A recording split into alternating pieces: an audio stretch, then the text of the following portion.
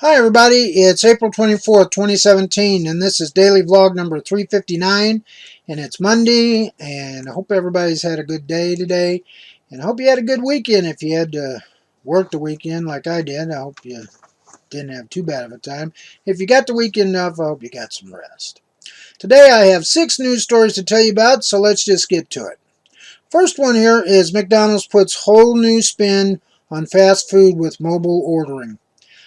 By the end of this year, we should be able to order our food off of a cell phone app, and it'll be ready when you get there to pick it up. So that'll be interesting to see. Now, some McDonald's around the country have the kiosks in there, which I don't really like the kiosks because sometimes I have special orders and they're not really set up to do special orders. They do have a few things that you can change and mix and match on there, but if you have a kind of a detailed special order, then you're going to have to talk to a person for that. And I think the app is going to be somewhere along the lines of the kiosk.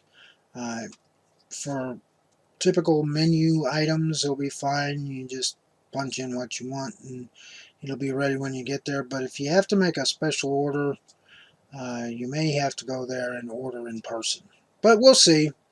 Like I said, it should be out by the end of the year, so we'll see what happens with that, and we'll keep you informed. Next story here is New Orleans takes down Confederate monuments under cover of darkness. The city of New Orleans has started taking down monuments that commemorate the Confederacy because they feel that some of these might be associated with racism and white supremacy. So they've started taking these monuments down. They do it at night in the early morning hours to try and not antagonize too many people and not be shot at. Because they've got the people that are doing the work here wearing bulletproof vests and covering their faces so that people don't know who they are. Because there's been a lot of opposition to this. There was a lot of court battles to try and stop the monuments from being taken down, but they failed to make their case, so these monuments are coming down.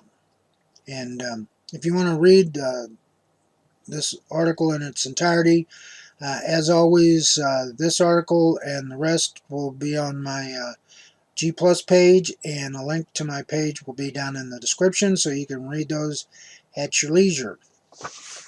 Next story here is CDC still stumped by cause of mysterious paralysis in kids. There's been well, I won't call it an epidemic, but an increasing number of kids that have been paralyzed by this disease, and the CDC has tested 250 viruses to see if one of these viruses is causing this paralysis. And so far they haven't found a link. They thought they might have had a link with one virus, but it doesn't seem to be panning out. So they're pretty much back at square one. They had a number of cases increase in 2016. Now, when this comes on, it paralyzes these kids, and as time goes by, the paralysis fades. I don't know if it goes away completely. I know that with physical therapy, that helps out, but I don't think it actually ever goes away completely. But the CDC and other folks, they're just kind of stumped as to what might be causing this to happen. We'll keep watching this story, and if something happens, changes, if they find a link to anything, we'll let you know. Next story here is why is U.S. Embassy promoting a story about Marlo Go? Seems like a advertisement on the U.S. Embassy in London came up in the embassy website. Don't know. They don't know who put it there, but yeah, kind of wonder. You had uh, Trump's daughter and her clothing line. They were kind of making little mini ads there from the White House, and now you've got Marlo Go, um, Trump's so-called Winter White House, as an advertisement on the U.S. Embassy website. The State Department took it down, so if Trump had anything to do about putting that up there, he's probably going to be kind of teed off. So we might see a few tweets come out, because his uh, advertisement got taken down. But we'll have to see. The next story here is no longer a dream. Silicon Valley takes on the flying car.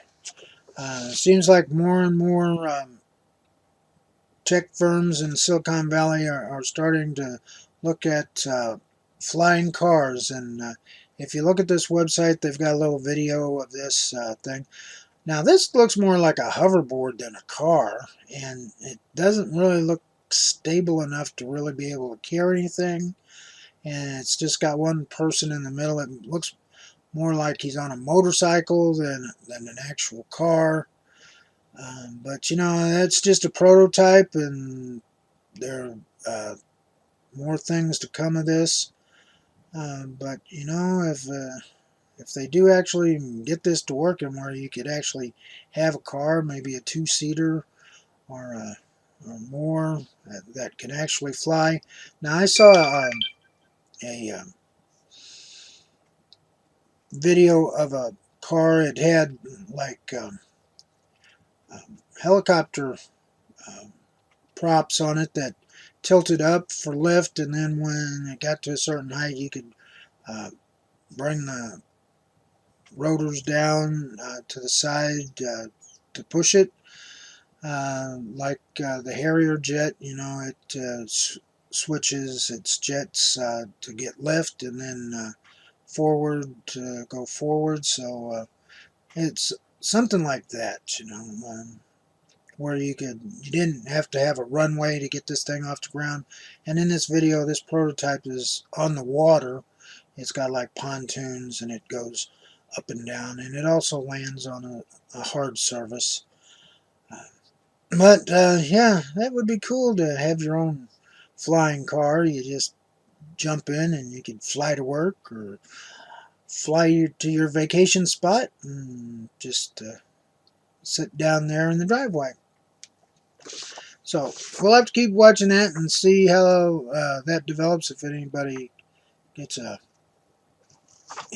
mass-produced prototype there. And then the last story here, Denver police let terminally ill 6-year-old girl fight crime for a day. This little girl, her name is Olivia Grant, not the actress now, she's a little girl, but she's terminally ill and she wanted to be a police officer. So the chief of police in Denver made her honorary police chief for a day. She got to go out with an officer in the patrol car, and she actually arrested a bad guy. The bad guy was played by a police officer, but hey, she did it, and nonetheless. And she got her own uniform, and it was pretty nice. This is similar to a story that I told you about a month or two ago about another little girl that wanted to be a police officer. And I put this in here because we hear all this bad stuff about police officers abusing suspects and shooting people. And the majority of police officers are good people. They're hardworking. They try and do the best job they can. And they heard about this little girl and they wanted to help her out. And I think that's cool. So you guys tell me what you think about these stories. If you are on my side, let me know. If you disagree with some of the things I've said, let me know that too. And if you like my video, please give me a thumbs up. And please subscribe to my channel if you haven't already. And also tell your friends and family about my channel and my videos. And please check out my social media sites, G+, Facebook, and Twitter. And if you missed yesterday's vlog, just click on the image there. And also please check out my website, the Chuck Baker homepage at chuckbaker.org. And I just want to say that I'm sorry for the delay in the vlogs for the weekend. I had a few technical difficulties that had to be taken care of, but I wanted to get those out there as soon as I could. So hopefully I got all the kinks ironed out now, and we'll be back on schedule. Till tomorrow, everybody. Take care. Bye-bye.